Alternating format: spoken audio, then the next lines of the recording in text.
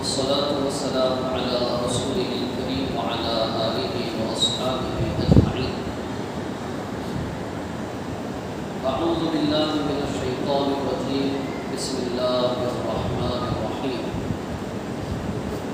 وأنكحوا الأيام منكم والصالحين من عبادكم وإمائكم إن يكونوا فقراء يغنيهم الله من فضله والله واسع عليم.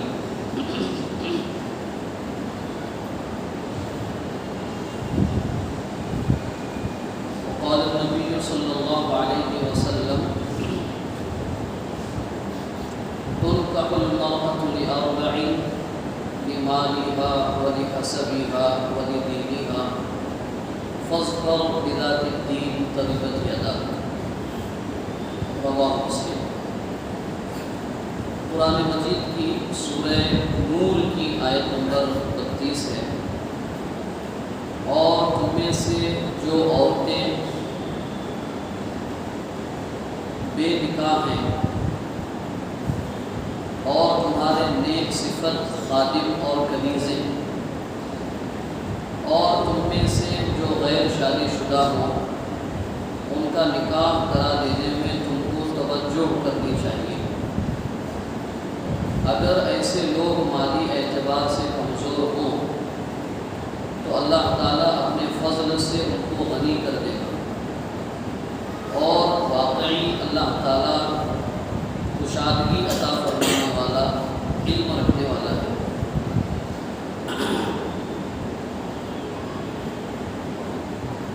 مذکورہ جو آیت ہے اس میں اللہ تبارک و تعالیٰ کی طرف سے حکم کی طور پر ایک اہم عمل اور کام کی طرف جو ہے توجہ دلائی گئی ہے. اور گزشتہ خطبہ جمعہ میں جیسے کہ آپ حضرات کے سامنے بات رکھی تھی کہ معاشرے اور سماج کو بہتر بنانے کے لیے ایک مثالی معاشرہ، ایک آئیڈیل سوسائٹی بنانے کے لیے سب سے بڑا جو اور اہم جو کردار ہے وہ خاندان کا کردار ہے. اگر خاندان کو نظر انداز کر کے معاشرے اور سماج کو بہتر بنانے کی جو بھی ترتیب، موومنٹ اور تحریک چلائی جائے گی وہ مکمل طور پر کامیاب نہیں ہوگی، کیونکہ سوسائٹی کا ایک اہم یونٹ ہے فیملی، خاندان، اور اس کی بہتری کے لیے، اس کو سدھارنے کے لیے یا اس کی بنیاد مضبوط اور مستحکم کرنے کے لیے اگر کوشش نہ ہو تو مثالی معاشرہ جو ہے وجود میں نہیں آ سکتا. اور خاندان کی بنیاد ہے نکاح. اسی لیے قرآن مجید میں کسی بھی رشتے کو، یعنی والد کا رشتہ ہے، والدہ کا رشتہ ہے، بیٹے کا رشتہ ہے، بیٹی کا ہے، بھائی کا، بہن کا، جو رشتے دنیا میں پائے جاتے ہیں کسی بھی رشتے کو قرآن مجید میں اللہ نے اپنی نشانی کے طور پر پیش نہیں کیا. والدین کا رشتہ یہ اللہ کی بہت بڑی نشانی ہے، ایسا نہیں ہے قرآن مجید. اولاد کا رشتہ ایک بہت بڑی اللہ کی نشانی ہے قرآن مجید میں. لیکن سورہ روم اٹھائیے آپ، بڑی بڑی نشانیوں کا تذکرہ ہے وہاں پہ. وَمِنْ آيَاتِهِ أَنْ خَلْقُ السَّمَاوَاتِ وَالْأَرْضِ. اللہ کی نشانیوں میں سے ہے کہ آسمان و زمین کو اس نے بنایا. وَمِنْ آيَاتِهِ مَنَامُكُمْ بِاللَّيْلِ وَالنَّهَارِ. تمہارا رات کا سونا اور رات اور دن کا آنا یہ اللہ کی بڑی نشانی میں سے ایک نشانی. اللہ کی نشانیوں میں سے سورج اور چاند ہے جن کو ہم نے تمہارے لیے مسخر کر دیا. زمین اور آسمان کی پیدائش اور اس کی تخلیق، اس کی بناوٹ اللہ کی بڑی نشانیوں میں سے. ان آیتوں کے ضمن میں وَمِنْ آيَاتِهِ أَنْ خَلَقَ لَكُم مِّنْ أَنفُسِكُمْ अज़वाजा। ये अल्लाह की बड़ी निशानियों में से एक निशानी है कि उसने तुम में जोड़े जोड़े बनाए, तुमको जोड़े जोड़े के तौर पे पैदा किया। लितस्कुनु इलैहा, ताकि तुम सुकून हासिल कर सको। वजअल मिन्हा मवद्दतन व रहमा, मोहब्बत और हमदर्दी तुम्हारे अंदर पैदा की। तो सबसे पहली चीज़ ये है मियाँ बीवी का रिश्ता, रिश्ते ज़ौजियत जिसे कहा जाता है, मियाँ बीवी का रिश्ता, ये वो रिश्ता है जिसको अल्लाह ताला ने अपनी निशानी के तौर पर पेश किया, पहली चीज़। दूसरी चीज़, मियाँ बीवी का रिश्ता वो रिश्ता है जो इस पूरी कायनात में सबसे पहला रिश्ता है। आप गौर कीजिए, अल्लाह ताला ने हज़रत आदम अलैहिस्सलाम को फरमाया उस्कुन अंता व ज़ौजुकल जन्नत, रहो तुम जन्नत में अपनी बीवी के साथ। हव्वा अलैहिस्सलाम, पहले इंसान हज़रत आदम अलैहिस्सलाम, दूसरे इंसान हज़रत हव्वा अलैहिस्सलाम, दोनों के दरमियान का जो रिश्ता है, इस कायनात का सबसे पहला रिश्ता है, वो मियाँ बीवी का रिश्ता है। बताना ये चाह रहे हैं निकाह और रिश्ते ज़ौजियत, मियाँ बीवी का रिश्ता अल्लाह के नज़दीक दीन इस्लाम में शरीयत की रूह से कितनी अहमियत का हामिल है।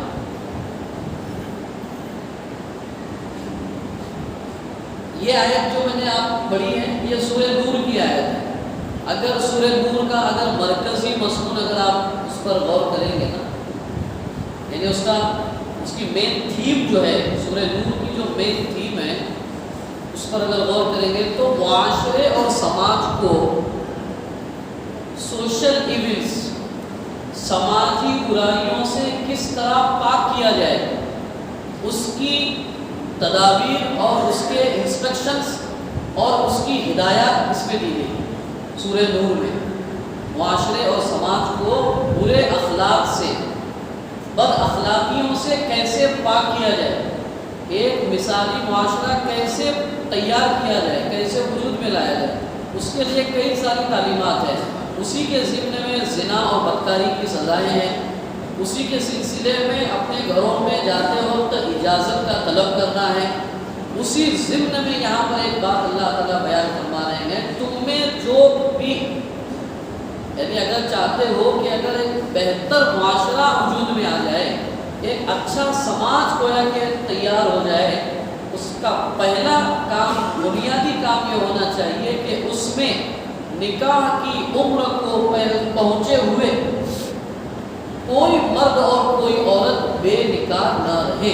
ये फर्स्ट प्रिंसिपल है, पहली बुनियाद है। अब वो बेनिकाह न होना, चाहे निकाह ही नहीं हुआ, निकाह होकर किसी वजह से तलाक हो गई, निकाह होकर के खुला हो गया, निकाह होकर के दोनों में से किसी एक की वफात हो गई, हर हाल में कोई बंदा या बंदी, कोई मर्द या औरत मुआशरे और समाज का बेनिकाह नहीं रहना चाहिए निकाह की उम्र के बाद। ये पहली बात अल्लाह ताला ने कुरान मजीद में बयान फरमाई।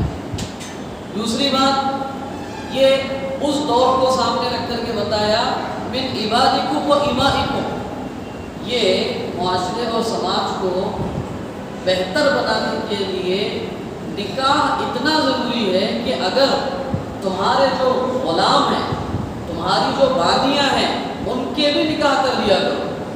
ये उस ज़माने की बात है, उनके भी बेनिकाह होने की वजह से मुआशरे और समाज में बुराइयाँ फैलने का बड़ा अंदेशा है। दूसरी बात।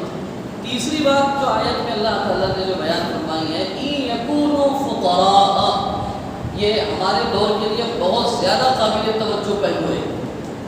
इन यकूनु फुक़रा, अगर वो ज़रूरतमंद है, यानी जो बेनिकाह है, वो उर्फ़े आम में मालदार नहीं है, आम लोगों के क्राइटेरिया में वो लोग मालदार नहीं समझे जाते हैं। हाँ, इतना है कि वो बीवी का महर अदा कर सकते हैं, उसको 2 वक्त की रोटी हलाल तरीके से खिला सकते हैं, اس کو عزت و ناموس کی حفاظت کے ساتھ گھر میں رکھ سکتے ہیں، اتنا جس کے پاس اخراجات کا معاملہ ہے اور اس کے علاوہ زیادہ ان کے پاس کوئی مالداری کا کوئی معاملہ نہیں ہے، فَسَوْفَ يُغْنِيهِمُ اللَّهُ، اللہ تعالیٰ اس نکاح کی برکت سے انہیں مالدار بنا دے گا۔ اسی لیے عبداللہ ابن مسعود رضی اللہ عنہ فرماتے ہیں التمسوا الغنا فی النکاح، یہ بہت عجیب جملہ ہے، غنا کو، مالداری کو نکاح میں تلاش کرو، نکاح میں یعنی مالداری کو نکاح میں تلاش کرو۔ یعنی بسا اوقات ایسا ہوتا ہے کہ آدمی ایک نارمل پوزیشن کا انسان ہوتا ہے، لیکن نکاح کے بعد اللہ تبارک و تعالیٰ اس کو اور عزت و شرافت اور فرحت و شادمانی کی زندگی اس کو اللہ تعالیٰ عطا فرماتے ہیں۔ ان آیات اور احادیث کی روشنی میں اب ہمیں اپنے موجودہ دور میں بہت ساری چیزوں پہ غور کرنے کی ضرورت ہے۔ سب سے پہلی چیز، نکاح کا جو تصور اسلام نے جو دیا ہے اس کا مقصد کیا ہے؟ نکاح کا مقصد کیا ہے؟ شریعت میں بغیر نکاح کے دو مرد اور عورت کا مل کر رہنا کسی بھی صورت میں جائز نہیں۔ یہ تو کیا کہتے ہیں، لوگوں کے عقل کے دیوالیے پن کی بات کہی ہے کہ انہوں نے ایک نیا رشتہ لے کر آ گیا، وہ رشتے کا نام ہے لیو ان ریلیشن شپ۔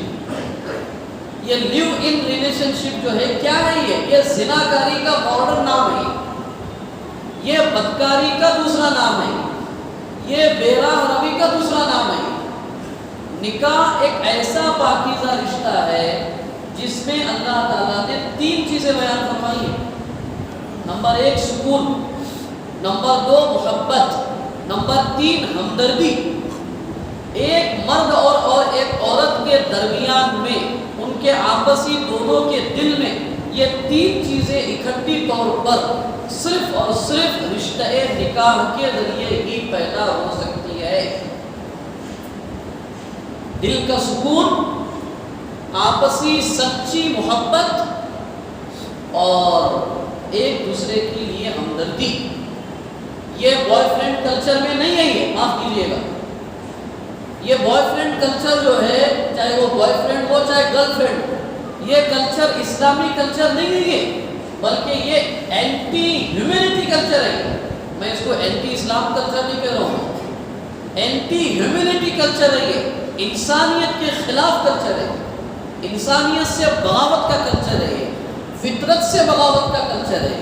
اور اس سے آگے بڑھ کر کے جو نیا، جس کی بارے میں یہاں پر ادھر ویسٹرن کنٹریز میں بات چل رہی ہے، وہ ہے ہومو سیکشولیٹی۔ یہ اس سے آگے بڑھ کر کے بات ہو رہی ہے کہ ایک لڑکا لڑکے کے ساتھ، ایک لڑکی لڑکی کے ساتھ جو ہے ایک ازدواجی زندگی کے ساتھ زندگی گزارنا چاہتے ہیں۔ آئے دن ہم لوگ دیکھ رہے کہ فلاں ملک میں جو ہے 2 لڑکوں نے نکاح کر لیا، 2 لڑکیوں نے نکاح کر لیا۔ یہ بیان کرنے میں بہت عام محسوس کی جاتی ہے، علماء کرام اس سلسلے کو بیان کرنے میں بہت عام محسوس کرتے ہیں، لیکن اگر یہ بیان نہ کیا جائے، اس پر اگر قرآنی تعلیمات کی روشنی اگر نہ ڈالی جائے، تو ہماری نئی نسل کے سامنے یہ بات نہیں ہوگی۔ یہ تو ایک عام بات ہے، یہ تو جنرل بات ہے۔ نکاح کا سب سے پہلا مقصد قرآن مجید میں رسول اکرم صلی اللہ علیہ وسلم نے بیان فرمایا، صحیح مسلم کی روایت ہے، یا معاشر الشباب، اے نوجوانوں کی جماعت، من استطاع منکم الباءۃ، تم میں کا جو کوئی نکاح کرنے کی طاقت رکھتا ہو، وہی طاقت کی 3 باتیں، وہ مہر ادا کر سکتا ہوں، اس کو حلال طریقے سے کھلا پلا سکتا ہوں، اس کو عزت و ناموس کی حفاظت کے ساتھ اس کو گھر کا انتظام کر سکتا ہوں، فَلْيَتَزَوَّجْ، وہ نکاح کر لے۔ کیا ہوگا؟ فَإِنَّهُ أَغَضُّ لِلْبَصَرِ وَأَحْسَنُ لِلْفَرْجِ، یہ تمہاری نکاح اور تمہاری عزت و ناموس اور تمہاری شرمگاہ کی حفاظت کا سب سے بنیادی ذریعہ ہے۔ آج مجھے بتائیے، ہماری آنکھوں کی حفاظت ہے؟ یہ تو ہم تو جہاں رہ رہے ہیں اس سے آگے کا ایک ماحول اور اس سے آگے کا ایک ایٹماسفیئر ہے، وہ ہماری تعلیم گاہیں ہیں، وہ ہماری جاب پلیسز ہیں، وہ ہماری وہ جگہ ہیں جہاں پر ہمارے نوجوان بچے اور بچیاں جاب کر رہی ہیں، ہمارے نوجوان بچے اور بچیاں پڑھ رہی ہیں۔ وہ ماحول میں اگر ہم غور کریں گے تو فَلْيَتَزَوَّجْ، تم نکاح کر دو، تمہاری آنکھوں کی حفاظت کا ذریعہ ہے یہ، اور تمہاری عزت و ناموس کی حفاظت کا ذریعہ ہے۔ ترمذی شریف کی روایت ہے، تین لوگ وہ ہیں جن کی مدد اللہ تبارک و تعالیٰ نے اپنے اوپر لازم قرار دی ہے۔ تین لوگ ایسے ہیں جن کی مدد کرنے کو اللہ نے اپنے اوپر طے کر دیا ہے کہ مجھے ان کی مدد کرنا ہے۔ اس میں ہے الناکح المتعفف، وہ نوجوان لڑکا یا لڑکی جو اپنے آپ کو اللہ کی نافرمانی سے بچانے کے خوف سے نکاح کے لیے کوشش کرتا یا کرتی ہے، اس کی مدد کرنا اللہ نے اپنے اوپر لازم کرا دیا۔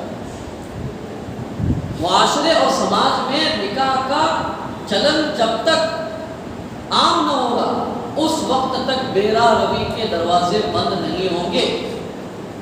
اسی لیے رسول اکرم صلی اللہ علیہ وسلم نے نکاح کے سلسلے میں بیان فرمایا، مسلم شریف کی روایت ہے کہ اگر تم اپنی لڑکی کے لیے کسی ایسے لڑکے کو دیکھو کہ جس کی دینداری اور جس کے اخلاق پر تم مطمئن ہو، فوراً اس کا نکاح اس سے کر دیا کرو، ورنہ زمین میں فساد عظیم کے تم ذمہ دار ہوگے۔ زمین پر بڑے فساد کے پھیلنے کے ذمہ دار تم رہو گے۔ گارجین کو، والدین کو، پیرنٹس کو کہا ہے۔ یہی بات لڑکی کے بارے میں کہی گئی ہے اور یہی بات لڑکے کے بارے میں کہی گئی ہے۔ بدقسمتی کا معاملہ، اچھا یہ ایک چیز آنکھوں کی حفاظت، عزت و ناموس کی حفاظت۔ مسلم شریف کی روایت میں تو اتنی وضاحت کے ساتھ اللہ نے بیان فرمایا، جس نے نکاح کر لیا اس نے اپنا آدھا دین مکمل کر لیا، اب وہ اپنے دوسرے آدھے دین کے لیے فکر مند رہے کہ وہ دوسرا آدھا دین عبادات، اخلاق، معاشرت اور معاملات کے ساتھ صحیح اللہ کی مرضی کے مطابق گزارے اور پھر اللہ کے دربار میں جنت کا حقدار بنے۔ آدھا دین نکاح کو قرار دیا، اور اللہ کے رسول صلی اللہ علیہ وسلم کے حالات معلوم کرنے کے لیے چند صحابہ، صحیح بخاری کی روایت ہے، اما عائشہ رضی اللہ عنہ کے پاس آئے کہ اللہ کے نبی صلی اللہ علیہ وسلم کے گھر کی زندگی کیسی تھی؟ حضرت عائشہ نے فرمایا کہ وہ کھاتے تھے، روزہ بھی رکھتے تھے، سوتے بھی تھے، تہجد کا اہتمام بھی کرتے تھے۔ وہ صحابہ نے فرمایا کہ آج کے بعد میں 100 میں لاؤں گی، ہمیشہ روزہ رکھتا جاؤں۔ ایک نے کہا کہ میں رات بھر تہجد کا اہتمام کروں، اور ایک نے اور کچھ کہا۔ وہ یہ باتیں سن کر اللہ کے رسول صلی اللہ علیہ وسلم سن رہے تھے، پیچھے سے آئے تھے، آپ کی بات جب چل رہی تھی، کنورسیشن چل رہا تھا، واپس جب لوٹے تو کہا فَإِنِّي، یاد رکھو تمہارے مقابلے میں اللہ سے سب سے زیادہ ڈرنے والا میں ہوں، اللہ کی محبت تمہارے مقابلے میں میرے دل میں سب سے زیادہ ہے، اس کے ساتھ میں رات میں سوتا بھی ہوں اور تہجد کی نماز بھی پڑھتا ہوں، میں روزے بھی رکھتا ہوں، نہیں بھی رکھتا ہوں، بیویوں کا حق بھی ادا کرتا ہوں اور نماز کا اہتمام بھی کرتا ہوں۔ پھر اس کے بعد آپ نے فرمایا تھا تم پر تمہارے جسم کا حق ہے، تمہاری بیوی کا حق ہے، تمہارے جسم اور تمہاری صحت کا حق ہے۔ تمام مڈل، اسلام کی خصوصیت یہ ہے کہ وہ ہمیشہ مڈل وے کی طرف اپنے ماننے والوں کو راستہ چلانے کی طرف رہنمائی کرتا ہے۔ اسلام میں لا رہبانیت فی الاسلام، سنیاس لینا اسلام میں نہیں ہے۔ دوسرے مذاہب نے اس کو ایک کرامت کا اور ایک بزرگی کا ایک زینہ قرار دیا ہے۔ اسلام نے لا رہبانیت فی الاسلام، اسلام نے رہبانیت کو اسلام دین کے کانسیپٹ سے خالی کر دیا ہے۔ اس سے آگے کی بات، نکاح ہونے کے بعد میں شوہر کو اور بیوی کو اولاد ہو گئی، اولاد کی تربیت کرنا ہے بیوی کو، شوہر کو بیوی اور بچوں کے لیے تگودو کرنا ہے، محنت کرنا ہے، ان کو حلال رزق کھلانے پلانے کے لیے محنت کوشش کرنی ہے، شریعت نے بتایا، رسول اکرم صلی اللہ علیہ وسلم کی روایت ہے، مسلم شریف کی روایت ہے، اللہ کے نبی فرماتے ہیں تمہارا ایک درہم جو تم نے جہاد میں خرچ کیا، ایک درہم جو تم نے کسی غریب پر صدقہ کر دیا، ایک درہم جس کے ذریعے تم نے کسی غلام کو آزاد کر دیا، ایک درہم جس کے ذریعے تم نے اپنے بیوی بچوں کی جائز ضرورت کو پورا کرنے پر خرچ کر دیا، یہ 14 درہم پہلے 3 درہموں سے سب سے زیادہ اجر و ثواب کا حقدار ہے۔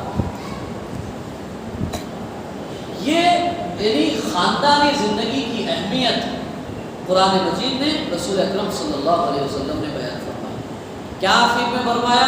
ایک بات تو اتنی بڑی فرمائی جس کو عام طور پر ہم اپنے انویٹیشن کارڈز پہ لکھتے ہیں، لیکن معاف کیجیے گا اس کی روح کو نہیں سمجھا آپ نے۔ النکاح من سنتی، کیا ہے یہ النکاح من سنتی کیا ہے؟ اللہ کے رسول صلی اللہ علیہ وسلم فرماتے ہیں نکاح میری سنت، رب کا حکم اور فطرت انسانی کا تقاضا ہے، میری سنت ہے۔ اور اس حدیث کو ایک دوسری مسلم شریف کی حدیث سے جوڑیے جس کو اللہ کے نبی فرماتے من احیا سنتی، جس نے میری ایک سنت کو زندہ کیا، جس نے میری ایک سنت پر عمل کیا، عند فساد امتی، امت کے بگاڑ کے وقت، امت کے بد اخلاقی کے دور میں، امت کے فحاشیت اور بے پردگی کے دور میں، جب جس نے ایک سنت کو میری ادا کیا، فَلَهُ أَجْرُ مِئَةِ شہید، اس کے لیے 100 شہیدوں کا ثواب ہے۔ اتنا بڑا مقام اور مرتبہ اللہ نے نکاح کا بیان فرمایا، لیکن یہ نکاح کے سلسلے میں ہم کیا کر رہے ہیں؟ سب سے پہلی چیز جس پر ہمیں اور آپ کو توجہ دینی چاہیے، آج کے خطبے میں مجھے 2 چیزیں اس پہ آج بیان کرنی ہے۔ نکاح میں اللہ کے نبی صلی اللہ علیہ وسلم نے جو بیان فرمایا نکاح میں جلدی کرنا، یہ اسلام کا کے تعلیمات میں سے ایک بہت اہم تعلیم ہے۔ اور معاف کیجیے گا، جتنے مسائل اس لائن سے ہمارے سماج اور معاشرے میں پیدا ہو رہے ہیں، اس کی بہت ساری وجوہات میں سے ایک بنیادی وجہ ہے نکاح کا وقت پر نہ ہونا۔ نکاح کا وقت پر نہ ہونے کے مطلب معاملے میں کیا بات ہے؟ یا تو کریئر کو بنیاد بنا رہے ہیں، ایجوکیشن کو بنیاد بنا رہے ہیں، لائف کے سیٹل ہونے کو بنیاد بنا رہے ہیں، اور پتہ نہیں کیا کیا بنیادیں بنا رہے ہیں۔ آپ دیکھیے 38 سال دولہے کی عمر، 28 سال لڑکی کی عمر، 30 سال لڑکی کی عمر، 32 سال لڑکی کی عمر، کیا بات ہے؟ لڑکی پڑھ رہی ہے، کیا بات ہے؟ لڑکا ابھی جاب سرچنگ پہ ہے، کیا مسئلہ ہے؟ ابھی انٹرویو دیا ہے، جوائننگ لیٹر نہیں آیا ہے۔ یہ سب ہماری لگائی ہوئی قیدیں ہیں، یہ سب ہمارے بنائے ہوئے گویا کہ نظام اور شرائط ہے۔ آپ کو معلوم ہے رسول اکرم صلی اللہ علیہ وسلم نے حضرت فاطمہ رضی اللہ عنہ کا نکاح کیسے کیا؟ میں نے پچھلے مرتبہ بتایا تھا، حضرت سلمان فارسی رضی اللہ عنہ کا نکاح کے دیکھنے کے لیے ابو طلحہ رضی اللہ عنہ تھے۔ انہوں نے کہا کہ ہم سلمان کو نہیں دینا چاہتے ہیں، اگر تم چاہتے ہو تو ہم تم کو دینا چاہتے ہیں۔ اسی مجلس میں ابو طلحہ کا نکاح ہو گیا 2 گواہ کو بلا کر کے۔ وہ ہم بھول گئے، صحیح بخاری کی روایت ہے، حضرت عبد الرحمن بن عوف رضی اللہ عنہ کا نکاح ہوا، رسول اکرم صلی اللہ علیہ وسلم کی مجلس میں آئے، ایک 8-10 دن کے بعد عبد الرحمن کافی دنوں گئے تم مجھ سے ملاقات کر کے ہے اور تمہارے کپڑوں پہ یہ نشان دکھائی دے رہا ہے، نکاح کر لیا تم نے؟ تو اللہ کے حضرت عبد الرحمن رضی اللہ عنہ نے فرمایا کہ ہاں اللہ کے نبی نکاح فرمایا۔ آپ تصور کرتے ہیں اس نکاح کا؟ آج کی طرح کوئی میٹرو سٹی نہیں تھی مدینہ کہ دعوت پہنچانا بہت مشکل ہو، چھوٹا سا قصبہ تھا وہ، اور اس میں رسول اکرم صلی اللہ علیہ وسلم کو دعوت نہیں پہنچی۔ یہ کیسا نکاح؟ کیا یہ نکاح بے برکت تھا؟ رسول اکرم صلی اللہ علیہ وسلم نے فرمایا عبد الرحمن ولیمہ کیا؟ نہیں کیا۔ اولیم ولو بشاتین، اگر ایک چھوٹا سا بکری کا بچہ بھی ہو تو اس کو ذبح کر کے ولیمہ کر۔ یہ نہیں کہا کہ مجھے نہیں بلایا، مجھے بھول گئے، ہمارے طرح شادی کر لی، ہم کو نہیں بلایا۔ ارے بھائی یہ بلانے کا کانسیپٹ ہے کہاں کا؟ رسول اکرم صلی اللہ علیہ وسلم جس نکاح میں انوائٹیڈ نہیں ہے، ہمارا کون سا نکاح ہے کہ جس میں مسجد کے امام کو نہ بلایا جائے، فلاں خان صاحب کو نہ بلایا جائے، فلاں حاجی صاحب کو نہ بلایا جائے، فلاں صاحب کو نہ بلایا جائے؟ نہیں اس کے لیے اتنی دعوتیں ہیں، اتنے لوگوں کو لاک ڈاؤن میں نہیں دیکھا آپ نے، کووڈ کے معاملے میں نہیں دیکھا 10 لوگوں نے بیٹھ کر کے نکاح پڑھوایا، 5 لوگوں نے بیٹھ کر کے نکاح پڑھوایا، کیوں؟ بولے ایمرجنسی ہے۔ ارے ایمرجنسی کی وجہ سے یہ کام کیا، اگر خدا نہ خواستہ شریعت کا حکم سمجھ کر اگر کرتے تو اللہ تعالیٰ ثواب دیتا، اس نکاح میں خیر و برکت کے فیصلے فرماتا اللہ تعالیٰ۔ دنیاوی گویا کہ شرائط کے اور کنڈیشنز کی وجہ سے وہ کام کر لیا ہم نے جو ہم کبھی ہماری زندگی میں شریعت کا حکم سمجھ کر نہیں کر سکتے۔ شریعت کا حکم سمجھ کر کے کبھی ہم نے چائے پر نکاح نہیں کیا، لیکن ایمرجنسی حالت میں چائے کے بغیر بھی نکاح ہوئے، میں جانتا ہوں، آپ بھی جانتے ہوں گے۔ اور اس کا نتیجہ کیا ہو رہا ہے؟ شادیوں کی تاخیر کی وجہ سے سب سے پہلی چیز جو ہو رہی ہے وہ ہمارے بچے اور بچیوں کا ناجائز تعلقات کا بڑھنا۔ معاف کیجئے گا، یہ الفاظ میں بہت ڈرتے ڈرتے آپ حضرات کے سامنے کہہ رہا ہوں، یہ نہ رہیے۔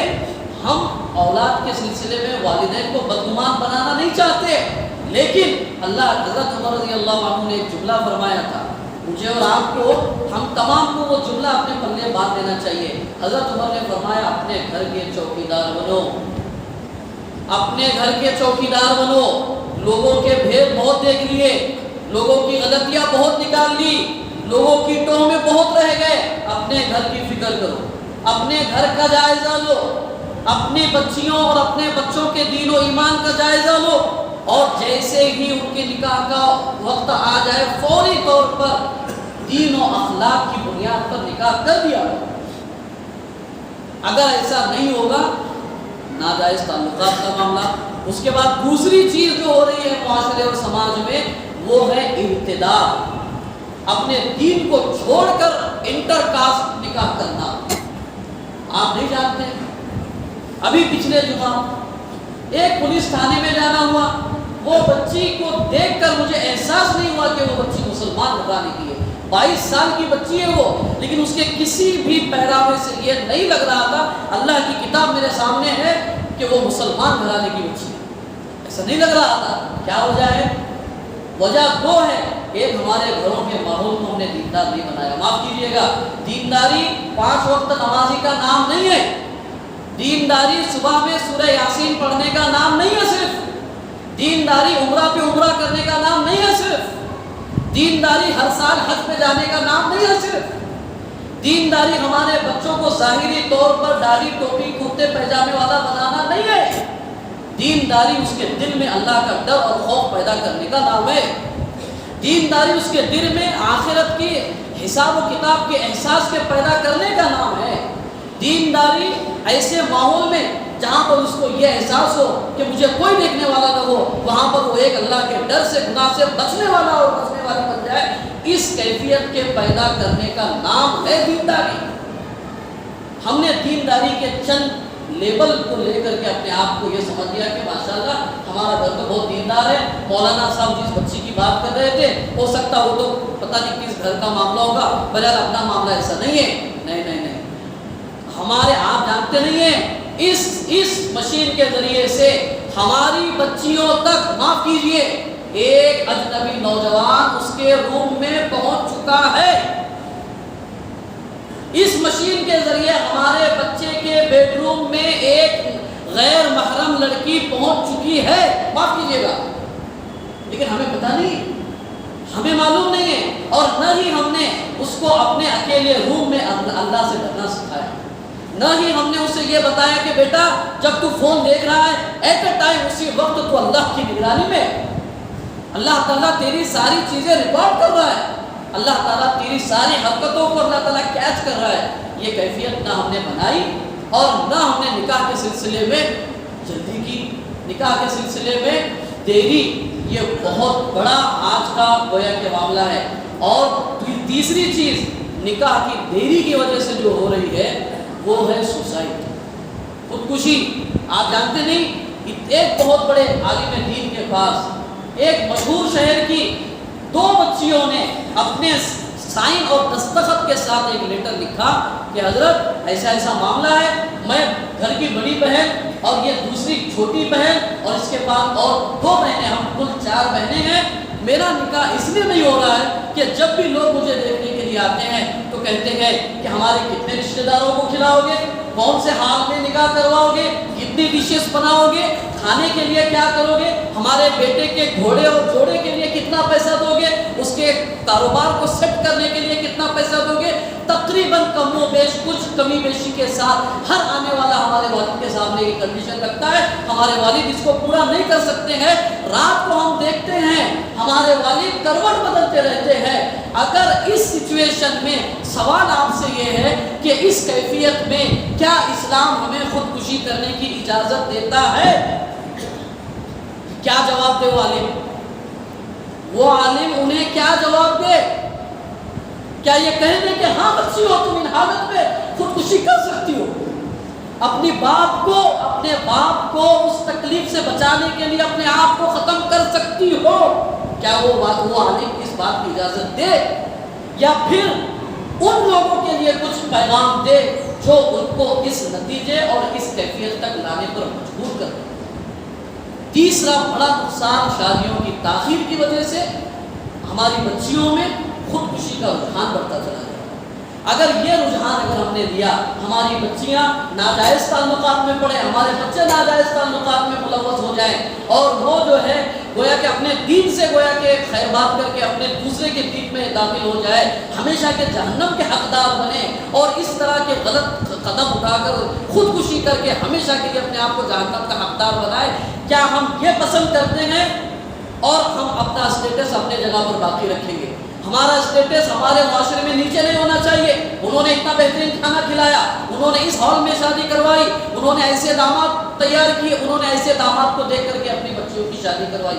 یہ اسٹیٹس ہم بحال رکھنے کے لیے کیا اپنی نسلوں کو ان تین طرح کی تباہ کاریوں میں ڈالنے کے لیے تیار ہے؟ اگر ہیں تو خوشی سے بڑے ہال میں شادی کروائیے، خوشی سے بڑے بارات کا انتظام کیجیے، خوشی سے بڑے گویا کہ ڈی جے لگا کر کے بڑے سے بڑے سیلیبریٹی کو بلا کر کے نکاح کروائیے، اور پھر اس کی وجہ سے امت کی نسل کو ان تباہ کاریوں میں داخل کروانا، اس کے ہم ذمہ دار ہیں۔ اس لیے گزارش ہماری یہ ہے، ہم ان آیات کی روشنی میں سب سے پہلی چیز تو یہ طے کریں کہ معاشرے اور سماج میں انشاءاللہ کوئی بے نکاح نہیں رہے گا۔ معیوب بات سمجھی جاتی ہے، وقت میرا ختم ہو گیا ہے، بیواؤں کے نکاح کو ایک معیوب بات سمجھی جاتی ہے۔ یہاں پر اللہ تعالیٰ بے نکاح کی بات کر رہے ہیں۔ میں نے اس لیے شروع میں کہا جو نکاح کی عمر کو پہنچے، نکاح ہوا ہی نہیں، ان کا بھی نکاح کروا دو۔ جن کا نکاح ہو گیا، کسی وجہ سے طلاق ہو گئی، امیڈیٹ ان کے نکاح کا انتظام کرو۔ جو نکاح ہو گیا، خلا ہو گیا اس بچے کا، فوراً ان کے دوسرے نکاح کا انتظام کرو۔ لوگ بولتے ہیں ایسا نکاح کریں گے، کیا کریں گے؟ یہ ساری کے ساری سماجی اور سوشل بندشوں کو ختم کرنے کے لیے قرآن مجید آیا ہوا ہے۔ سب ان تمام بکیڑوں سے نکال کر اسٹریٹ وے پر صراط مستقیم پر چلانے کے لیے قرآن مجید آیا ہوا ہے۔ اب ہماری ذمہ داری ہے کہ ہم قرآن کے بتائے ہوئے راستے پر چلتے ہیں، یا ہم اپنی سماجی زندگی پہ جو گویا کہ الجھنیں ہمارے اندر لائی گئی ہیں اس کے مطابق ہم چلتے ہیں۔ آج کی نشست میں صرف اتنا ہی کہ نکاح کو ہم آسان بنائیں، نکاح کے سلسلے میں فکر مند ہوں۔ جن کے بچے بچیاں نکاح کے عمر کو پہنچے ہوئے ہیں، دین اور اخلاق کو بنیاد بنا کر بسم اللہ کر دیجئے۔ اللہ تبارک و تعالیٰ آگے کے مسائل اللہ تبارک و تعالیٰ ضرور حل کریں گے، اور نکاح کے سلسلے میں بہت ساری کچھ اصلاحات اور گویا کی چیزیں ہیں جو قرآن و سنت کی روشنی میں بیان کرنا ضروری ہے۔ انشاءاللہ آگے آنے والے 1-2-3 جمعہ میں اس پر گفتگو ہوگی۔ اللہ پاک آپ کو مجھے بتائی گئی ہدایات کے مطابق اپنے معاشرے اور سماج میں اس اہم حکم کو عمل کرنے اور اس کے مطابق زندگی گزارنے کی توفیق عطا فرمائے۔ وآخر دعوانا الحمد